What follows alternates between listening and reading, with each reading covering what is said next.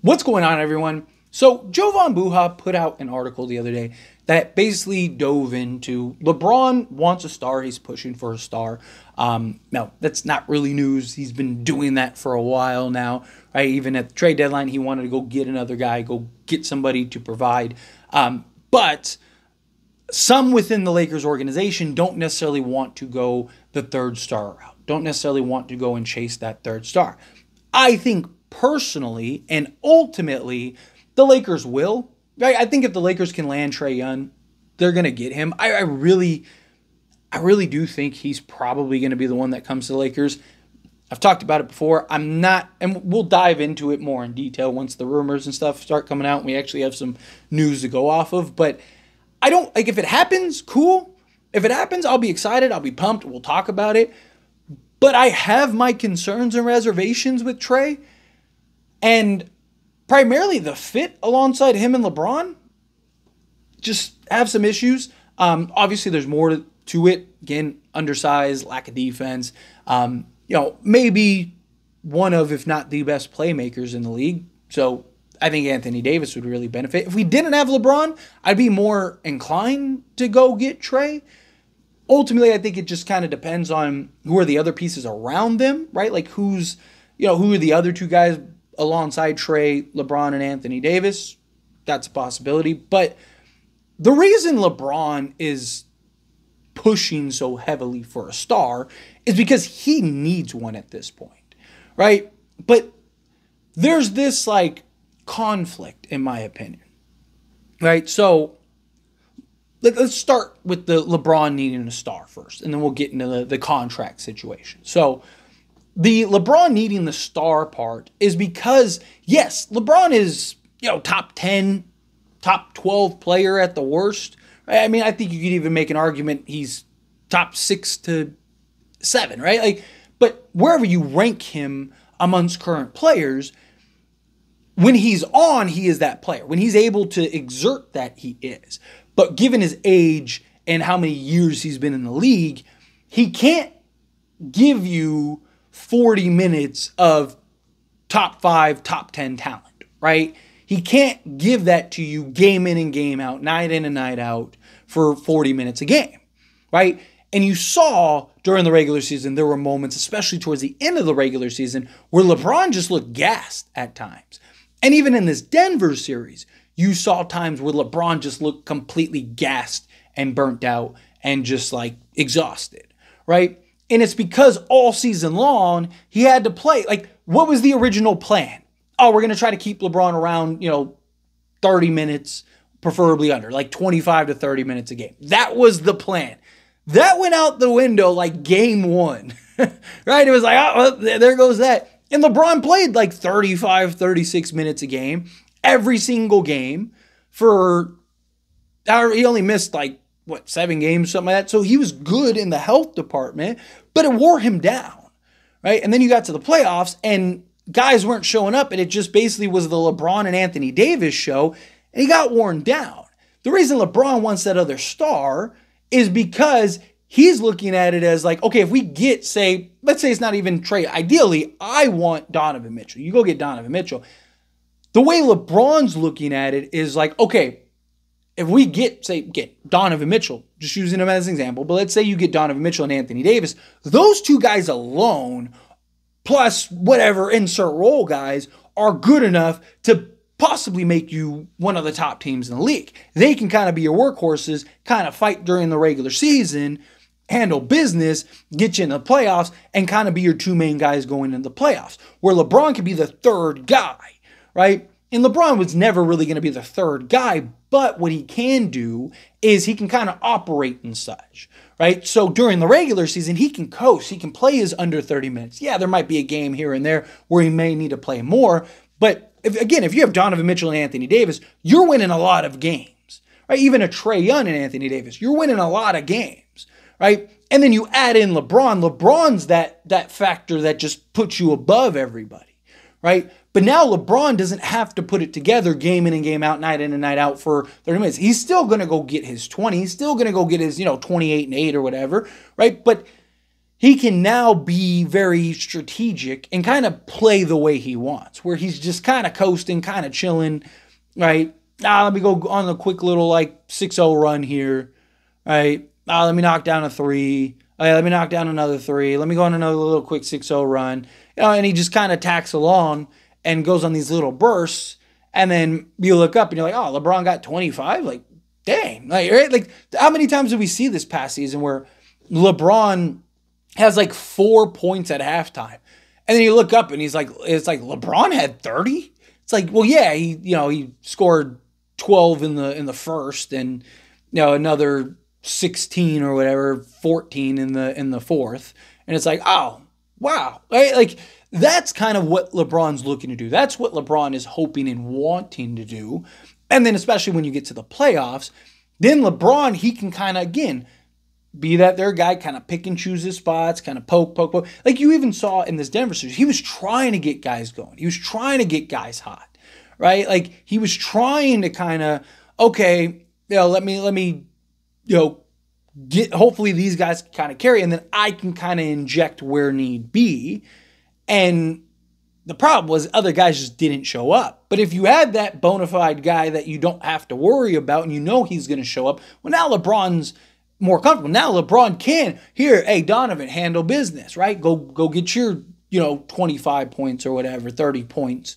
And then AD, go get your 25 points, 30 points. And then I'll go drop my 20 just kind of in between, right? Donovan goes to the bench. Okay, now's my time to go get a quick 8. Right? Like, so that's where LeBron's, or at least I believe, LeBron's mindset is as far as the third guy. And the evidence is what we've seen this past season and then also in the playoffs. Problem with the contract thing, though.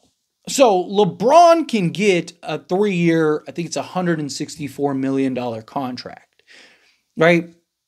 Now, if the Lakers trade for a third star, it doesn't really matter, right?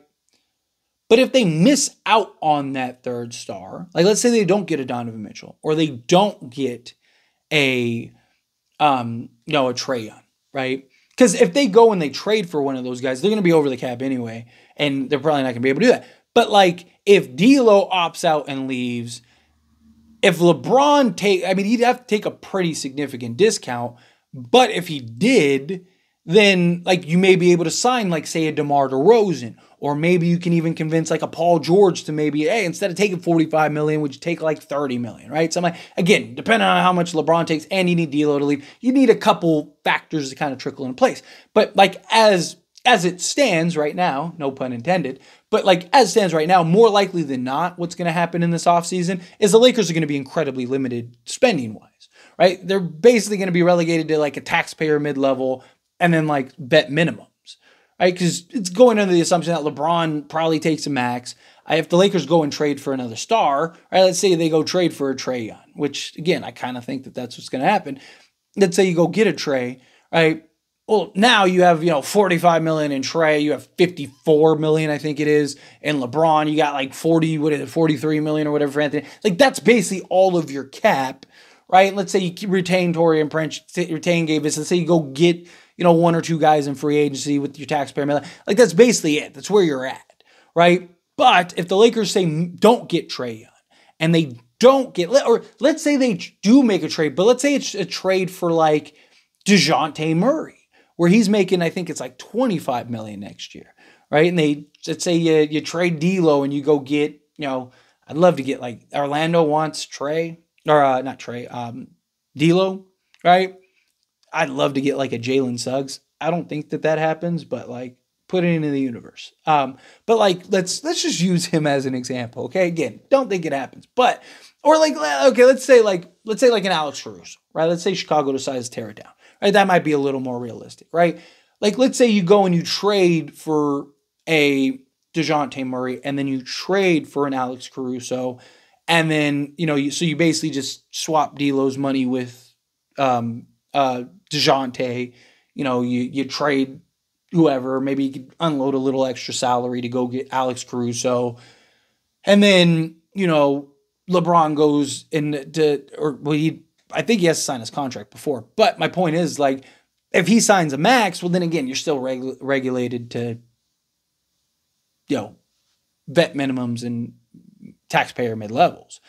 But if he's like, hey, I'll play for $30 million, right? Well, now that changes things. Because now, let's say you get a DeJounte Murray that's at $25 million. I mean, DeJounte Murray and LeBron combined would be what LeBron would be getting, right?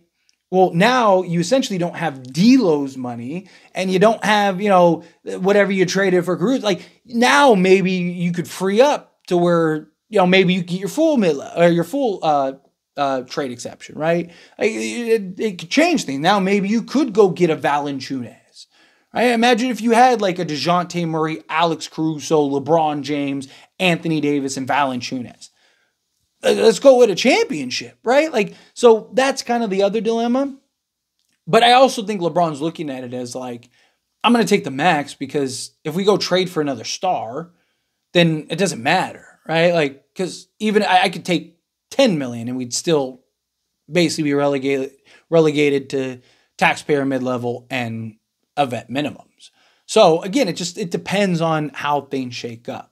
Right. Like I said, I'll get more technical into like the players and the financial breakdowns and all that stuff as we get closer to free agency. But it was just the report that came out that I kind of wanted to touch on. But anyway, as always, this is a discussion. I pass a question on you. Let me know your thoughts and opinions down in the comments below. What do you think? How do you feel? Do you agree? Do you think, yeah, LeBron wants a third star so that way he can kind of coast?